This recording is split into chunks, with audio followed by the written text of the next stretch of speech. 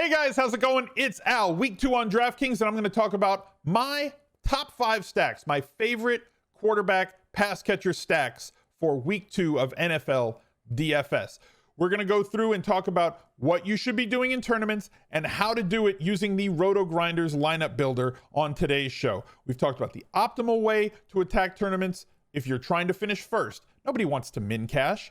There's no trophy for that. You don't get a really sweet wrestling championship belt if you come in 4,035th in a tournament and get back 50% more than you put in at the beginning of the day. You want to take home one of those big prizes. It's got at least 1 comma in it, hopefully 2 if you want to take down the millionaire maker, and you give yourself a chance at the top of the board if you follow the stacking, double stacking, bring back roll with a secondary stack. So thank you for being here. If you'd be so kind as to click the like button, subscribe to the channel, ring the notifications bell, and leave me a note down below in the replies letting me know who your favorite stack is. It helps out a ton in the YouTube algorithm. I appreciate it. Thank you guys for being so kind with all the generosity, the likes, the subscribes. We've seen a lot of new people joining up with a channel membership. You click that join button, you can jump in Discord. You get access to all the subscriber rooms that you have to be a subscriber either on Twitch or a channel member here on YouTube to be a part of. So I appreciate all the love through the first 1.5 weeks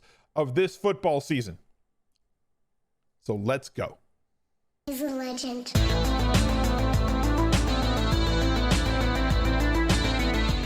Let's make sure this week that we fill the smizgang listener league. It is a $10 tournament, $25,000 in the prize pool, 3 max with absolutely no rake. You will not find a better deal out there. It is already under 1,000 entries left to go before lineups kick off on Sunday morning at 1 p.m. Eastern and 10 a.m. Pacific time. So make sure that you get in there. I will highlight the winner on the recap video for week 2, which is over on my second channel, Al Smizzle Games. So go do a YouTube search or go to my main page. There's a link for it. Go subscribe to that channel as well as this one, and you'll have yourself a chance to watch the recap, find out how I did, all the breakdowns for the previous week, so you can move on to the next week. Looking at the first stack of the week, Russell freaking Wilson. Seattle's game here is one that looks like it's got a great possibility of shooting out. They are playing at home in this spot against Tennessee, who has been really, really bad at defending opponents' passing games. Russ, we have seen him cook before. He only threw the ball 23 times in week 1 against Indy, and a lot of those went to Lockett, who was fantastic. He threw 4 touchdowns in that game. He can spread it out. When you're talking about double stacking, which is the way that I kind of preach things in tournaments for the last couple of years, people worry like, well, what if the double stack doesn't go off? Who cares? You're trying to win a tournament. So for you to win a tournament, well, I don't know if that quarterback can sustain a double stack. Jared Goff won the listener league last week because on that week, he could sustain a double stack. And for you to win a tournament, that quarterback's going to have a day where he throws for over 300 yards, probably going to add in 3+, maybe 4+ touchdowns through the air. And if they do that, they can definitely sustain 2 pass catchers and likely somebody coming back on the other side. So Russ Wilson in this game against Tennessee, plenty of bring back plays and plenty of stacking options for him. And the primary 2, and we're going to come over to Rotogrinders here. If you look over down below in the description, if you click show more, you'll find links to all the discounted sites. If you look in the pinned comment, I'll put a link to the listener league as well as the Rotogrinders link, smizzle.tv/Rotogrinders, all lowercase letters, to get you a discounted rate at rotogrinders.com if you wanted to play around with their lineup builder. So I'm going to build a group here considering his pass catchers, and I'm going to X out the running backs. I'm going to include Gerald Everett in that one. Probably not going to go with Penny Hart. Not going to use D'Estrich.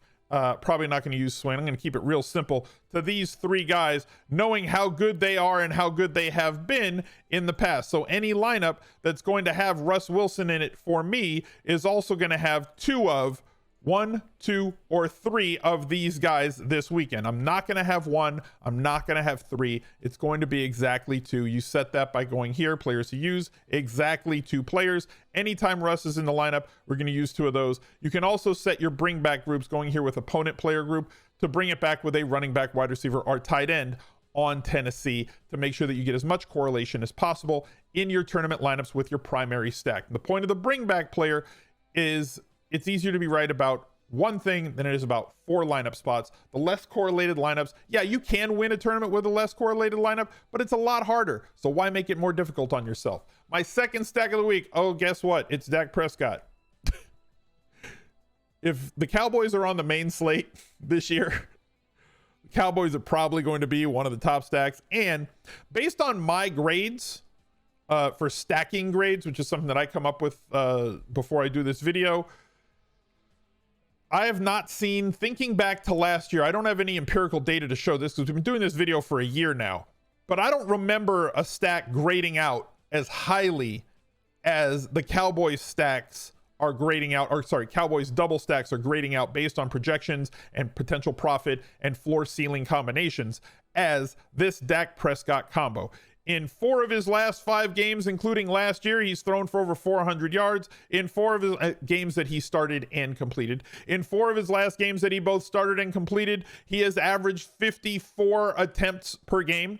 Now, obviously, efficiency is the trigger for quarterbacks for quarterback scoring, right? So like you look at Russ from last week, right? He only threw the ball 23 times, but he had 27 DraftKings points because he threw for 4 freaking touchdowns in those 23 attempts. Now that's not sustainable, right? He's going to throw the ball more than that. So if we look back over here at Dak, who threw the ball 58 times, was also extremely efficient, completing 72% of those, but that's going to add up now because now he's going to have those 3 touchdowns. Now he's going to have 403 yards. Now Dak is also going to have a couple of guys that you could stack with him, like, I don't know, Amari Cooper and CeeDee Lamb, and they're not expensive.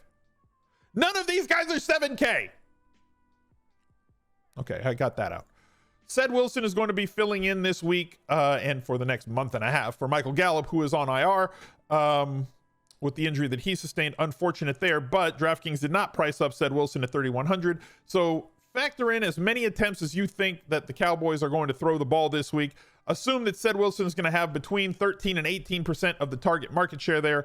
To me, that means that his floor of targets, I worry about usage. I don't try and project the stats of the median or anything else like that. I look at how is this guy going to be utilized and deployed in terms of snaps. He's going to be the 3rd wide receiver on a team that runs 3 wide as much or more than any other team in the league. They are also one of the fastest teams in the league in terms of pace. They also throw the ball an absolute ton. So if he gets 15% of 50 throws, that's 7.5 targets for 3,100 and is never going to catch a double team with Amari Cooper and CeeDee Lamb on the outside there. You also have a couple of tight ends to choose from. Schultz out-snapped Jarwin in week 1. I think it was like 60% of the snaps for Schultz and 40% of the snaps for Jarwin. Jarwin, the better offensive option. You can include one of them in your stacking piles. That's fine with me. Schultz is only 3,300. There is some touchdown upside there. Had 6 targets in week 1. Looking over at Rotogrinders here for them. I know that Tony Pollard is a good pass-catching running back. I'm not going to include him in my Dak stacks. Zeke is the same sort of way, but I'm not gonna force him into my stacks. I think that Zeke is a fine standalone play. I'd probably use him as a bring back if I was going to stack the Chargers in this spot. I will allow leaving Schultz and Jarwin in those stacks. Not going to keep him. And I'm going to stick to the 3 wide receivers that I think are going to play the most. So that would be my stacking group to go along with Dak for double stacks.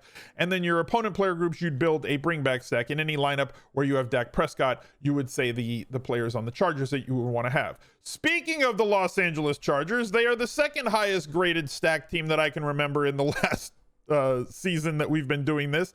47 attempts for him in week 1. Going to be a high volume quarterback and also one who has tremendous efficiency. Only threw for 1 touchdown last week, but it was against a team that does not allow for a lot of touchdowns, does not play at a very fast pace, and they have the exact opposite that they're going up against this week in the fantasy carnival that is the Dallas Cowboys. Your stacking options for him, I will open up running back, right? Usually I will not allow a running back in my quarterback stacks, but a player like Austin Ekeler who projects to get he didn't in week 1, obviously he had 0 targets, so like don't at me about Austin Ekeler being included in my Herbert stacks, but I'm going to allow Ekeler to be included in my Herbert stacks. Keenan Allen, Big Mike right now looks like he may be overlooked had a lot of targets in week 1. As long as he's healthy, I think that he's an option. I don't expect 12 targets from him every single week, but primed for a big year himself. Jared Cook, somebody else, got 8 targets at tight end. He's only 3,900. Like the salary there, and probably going to be way more contrarian than Herbert plus Ekeler and or Keenan Allen in those stacks or bringbacks. Jared Cook gives you an option at tight end. When I can correlate the tight end spot, I really like that because it's harder to do because there aren't that many tight ends who get a lot of targets. Now, looking over at the group that we're going to build with this, we're going to use exactly 2 players in our stack and probably 1 as a bringback. I might allow for 2 in those Cowboys games because game stacks there are going to be a little bit easier to pay off, let's say, for them to actually have the games that you need them to have in order to pay that off. Palmer played a lot of snaps, but right now it's Mike Williams and it's Keenan Allen and it's Jared Cook and it's Austin Ekeler.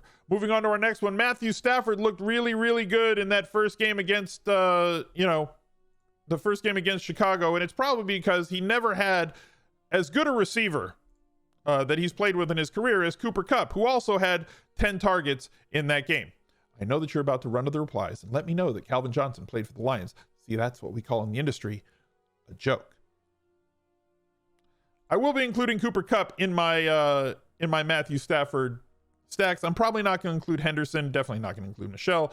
None of the running backs here are really palatable to me. If you wanted to include Woods, yes. Jefferson played enough snaps as well. Higbee played like all the snaps and predictably ran a lot more routes per dropback, considering that the exit of Gerald Everett to Seattle, who was previously mentioned in the Seattle segment.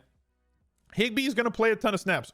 Excellent football player. Not a great human, but I can't make DFS decisions on who's a great human and who's not a great human, but he's a good football player, so we can say nice things about him. My mom said if you can't say anything nice, don't say anything at all, and I've already said that he's not a great human, so there's nothing else that I can really do there. Played all the snaps in week 1. I'm going to not allow any of the running backs in this group for Los Angeles. I am going to keep Higbee in there because, as I said, good football player. Tutu Atwell, no. Going to allow Van Jefferson. We'll still allow Deshaun in those stacks if the lineup builder wants to build him because he's going to be contrarian. But right now, Van Jefferson massively out snapping. And if you can see by their projections here, they've got Van Jefferson really low. And he did catch a long ball, but he is he's definitely got a much lower floor than Robert Woods and or Cooper Kupp and or Higbee, who will be the 3 most popular along with him. The last one, and I know that we're going to get some replies about this one, Tom Brady is a really good stacking option in week 2. This game has a total of 52 points. The Buccaneers have the highest projected implied team total on the week at 32 points. Vegas is expecting 4+ touchdowns against Atlanta's defense from Tom Brady and the Buccaneers. We have some really good options to stack him with, and I didn't click Tampa Bay because I'm a bad content creator. It made me slow down in the middle of my presentation. You got Godwin, did fantastic in week 1, had 14 targets, likely because Mike Evans was somebody who only caught 6 targets because of the one good matchup that exists on the Dallas defense was shadowing Mike Evans, and they just said, let's take the path of least resistance, which is everywhere else, which included Antonio Brown and his 7 targets, including a 47-yard touchdown pass, ending the game with 120 yards, getting you the bonus there. I'm going to include him in the group. We'll also include Rob Gronkowski, who got 8 targets. I'm probably not going to include the running backs, regardless of the fact that 7 targets for Leonard Fournette in week 1. I think that that's going to dip and dive and go all over the place when you figure the 3-headed monster of Fournette, Jones, and Bernard. Not something I want to mess around with in my stacking options with Tom Brady. So my group for him is going to be a little bit more simple. Exactly 2 players between Rojo, they're gone, Cam Brate, gone, Gronk, there, probably not going to use him. Mike Evans only projects, look at the projected numbers that are on all these players. And I wanted to talk about this because I think that this is extremely important. The prevailing opinion from the public is you can't use Tom Brady and Buccaneer stacks in tournaments because what if they're up by like 30 or 35 points and then they stop throwing the ball? What if they're up so much? What if it's like 50-10 and they pull Tom Brady in the 4th quarter?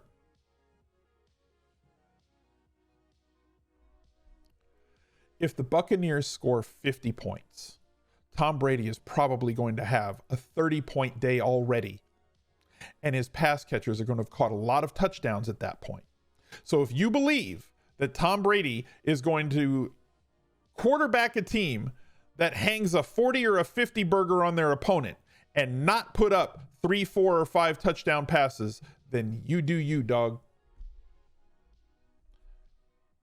But I'm going to be playing some Tom Brady stacks this weekend, especially if this is where the guys that are going to be paired with him stack up in terms of their percentages in tournaments. Thank you guys for watching. I wish you the best of luck this weekend. Build your lineups the right way and go give Rotogrinders a chance.